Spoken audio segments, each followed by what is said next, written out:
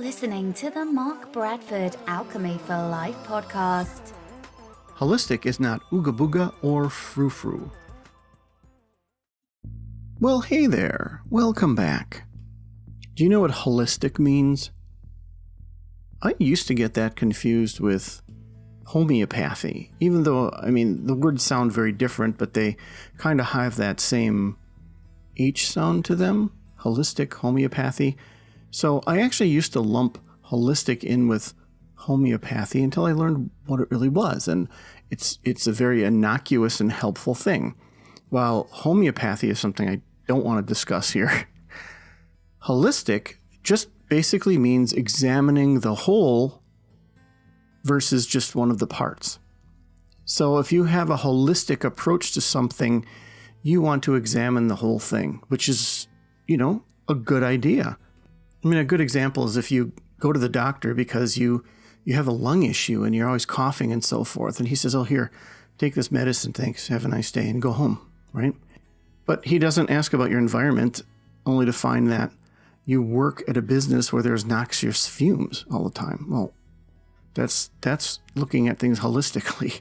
The same thing is true for your mood. The same thing is true for a number of things, right? Getting exercise, trying to get healthy. If you can never eat a good meal or you're on the go all the time, well, obviously, if you shove all that exercise in, it's going to be an uphill battle because you're not looking at the whole. And I touch on that a lot with the whole alchemy for life, time, energy, and resources. And I even mentioned that in one of my very first podcasts, my very first coaching sessions, was that you can't shove exercise into your schedule if there's no time because it'll just push it right back out. So you have to make the time, which is a holistic approach. So having said all of that, I'd like to think that creative people whose job it is to be creative, or people whose life is consumed with it, whether they're getting paid for it or not, and they consider themselves to be a creative because they do photography and writing and poetry and art and music and all the things that we instantly think are creative. And, there's an asterisk on that as well. But I think people who are creatives use the holistic method as a given. If you're painting, you're going to think about the environment you're painting in, right? You probably considered that quite a bit through your journey of painting. You may have had it in your kitchen, and then you realize, no, I don't like that environment. I don't like the cooking smells, and it distracts me. I don't like the lighting, and so on and so forth. So then you repurposed a room, and then you got your own art room, and then you have a barn, and so on and so forth. Same thing for sculpture and so forth. You have the environment, the sound, even your mood. If you're a writer, maybe you write only at a cafe. Maybe the environment is proper. You get the right mindset when you're drinking a certain tea, or when it's at the end of the day and you feel better about it. You give yourself a license to write. Being creative with a camera isn't just getting really good equipment. That's part of it. It's a lot of other things, just like the other creative endeavors I just mentioned. So if the creatives get that, then who am I talking to? Well, I'm talking to you if you think you are not a creative. And you're going to say, okay, fine, I'm not a creative, right? You'll be like, look, I listen to things like this and I watch other things. I absorb what other creatives do. I enjoy movies and songs and artwork and stuff. But look, I don't do that stuff, okay? The farthest I go is listening to a podcast like this. And as I've mentioned in one of the other podcasts, I think everyone's a creative in a way. I think everyone has a certain creativity and creative approach to what they do. But for argument's sake, you're not a creative, okay? So why am I talking to you? Because I think the holistic approach to what you do is just as important as it is to creatives.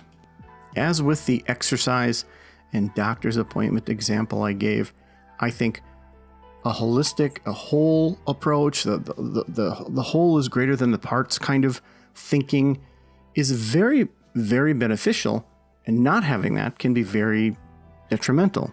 I always like to jump to accounting and finance because I think people think that's diametrically opposed to creativity.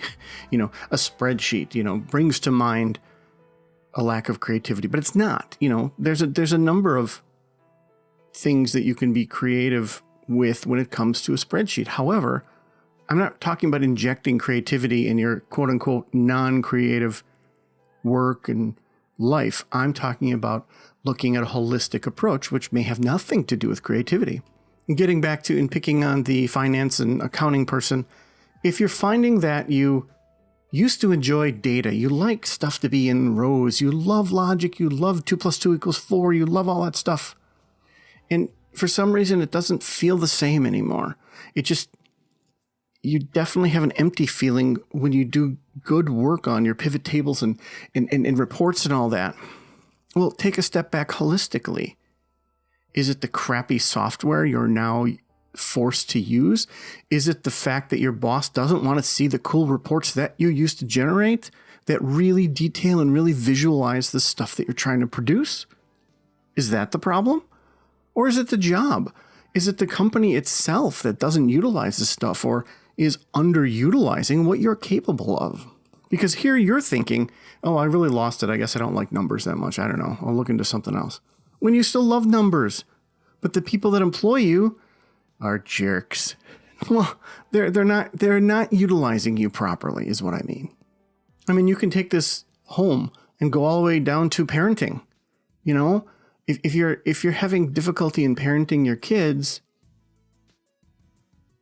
maybe there's nothing wrong with your style except for the fact that they're not 7 anymore. They don't respond in the same way. They respond very differently. They're different people. So your methods have to change along with them. Or you're doing everything you can to give them this wonderful environment, and then they go to school and everything's crappy. And they come home drained and feeling bad about themselves. Well, maybe it's time to look into a different school, or at the bare minimum, have a parent-teacher conference. I mean, not to start any conflict, but when it comes to your kids, are you and your parent, or rather you and their parent, parenting the same way? And that can become something that's exactly the opposite of a no-brainer when the two parents don't live in the same house. I mean, there are lots of kids out there who are being co-parented. And if you're having difficulty with your kids, you may have to turn to the other parent instead of hammering these kids. Think about the wasted effort. Think about the wasted effort in every situation I just described. You're putting all this effort in, you're doing your due diligence. You're a good person trying to just do something right. But you can't, because there's a bigger picture. And that's the point I'm trying to make today. It's such a simple thing, and yet we miss that. It's such a simple thing that I actually think I'm going to be able to comfortably explain this to you in the tiny little 10 minutes that I paint myself into for you. And let's apply that to me then. Well, Mark, if you're having difficulty in expressing a point in 10 minutes, maybe you need to expand your show's format. Maybe people won't mind if you go to 15 minutes.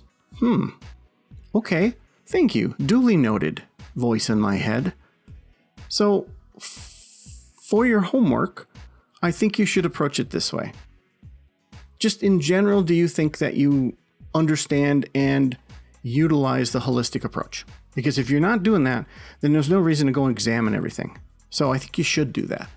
And then the second step is there something that you feel you're being a little narrow-minded about? And narrow-minded doesn't mean you disagree with someone. Narrow-minded means literally you're looking at something without kind of moving your head around and going, wait, is there more to this? So maybe there's something in your life that you're doing that with. And then 3, is there something that you're having difficulty in changing or accomplishing or starting or launching? I'm sure there are a lot of people who listen to this are very entrepreneurial spirited. Maybe taking a step back and looking at things as a whole. Maybe you need a partner. Maybe you don't need 3 partners to do what you're doing. Maybe you're launching in the wrong space. This isn't about you going, I'm doing everything wrong. No, it's just kind of opening your eyes a little bit and backing up and just taking that step back and either looking at something as a whole or considering that there are more pieces that perhaps are invisible. And with that, I'm going to say, if you find that a lack of holistic attitude in your life was the problem, please let me know. Please let me know what you found out. I love the feedback. And you take care. I'll see you next time. Thank you. Hi, I pronounced homeopathy wrong every single time I said it. I also wanted to mention that the version of homeopathy that I have an issue with is the smaller the dose, the more powerful it is, that whole concept, versus simply, oh, you should have local flowers, and local flowers will help you to tell the body that, you shouldn't have an allergy. I didn't mean to diss that particular branch of it. Homeopathy. Homeopathy. Yes, Homeopathy. yes, I know. I know now.